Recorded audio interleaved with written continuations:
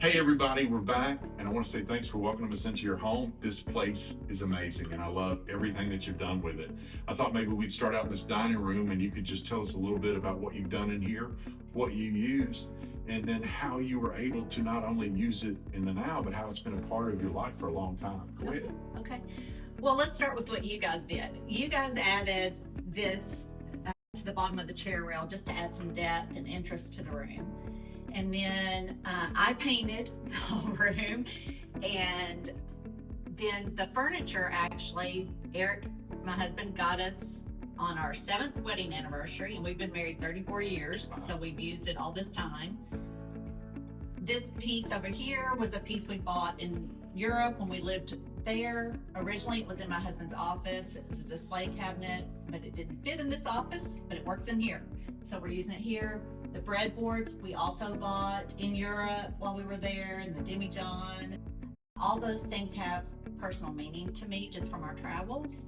Choosing the light fixture was a challenge. I wanted something that fit with sort of this traditional furniture that I had, that would accent some of the gold pieces like the mirror and the frames here, but I wanted just a touch of modern with it. So that was a find actually at Home Depot. So this Dobo we bought in Belgium at a flea market. The mirror here belonged to my great-grandmother and hung in her house, and then my grandmother's house, and then my mother's house, and now in mine. And so it has a lot of significance to me. These paintings on the wall were done by my great-grandfather's sister as a wedding gift to him.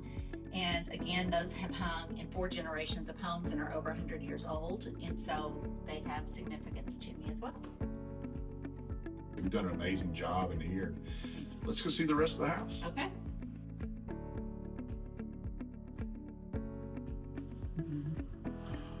Tell me about this, right? All right. So another interesting piece I found at an antique store when we lived in Ohio, and it used to actually be a bench, and we didn't have room for that. So I asked Eric to cut it down, shave off this back piece, and convert it into a piece we could use in the hallway. So that worked out great. And then this is a German house blessing from the 1940s that we bought when we visited the Black Forest in Germany. And so again, just things that have meaning to me. Well, it's turned into a great hall tree. It did. Yeah, unique. Useful. Yeah. A lot of times people think that just because it may be a small area of the home, or that's a hallway, or that you're just gradually passing through, that it really doesn't catch the eye, but it does. It's something you're going to see every day. And use. You're going to walk through it, you're going to use. And so it's the little things that bring everything else together. Right. This is another really fun find. I think I got it for like 20 bucks at a thrift store in Belgium. And I'm pretty sure it hung in a church at one time because these little brass Jesus heads are on it. But it's a cool piece for keys or dog leashes, or it comes in handy, but it's also really cool. So Amy, tell me, how did you get started in doing this? What was your inspiration? How did you get started? Where did you come up with this idea? To do breathing room interiors? Yes. Well, it was not my idea. What happened was we moved so much with the military anyway, that I was always setting up a house. And I loved it. I actually loved that part of being in the military. And then as I'd make friends at different places, people would say, could you help me? And so, sure. Yeah. So I'd go in, I'd help them, and didn't think anything about it. And then our daughter came out to visit us in Germany, and she walked in our house and she said, Mom, I don't know if you realize it, but you have a gift, and I really think you should start a business. And I kind of poo-pooed it. I was like, oh, that's nice, but I don't know the first thing about starting a business. I don't know, and so it just went on the back burner. Well, about 6 months later, one of my best friends I grew up with, she came to visit us, and she said, she'd been there a couple of nights, and she said, Amy, she said, I really think you need to start a business.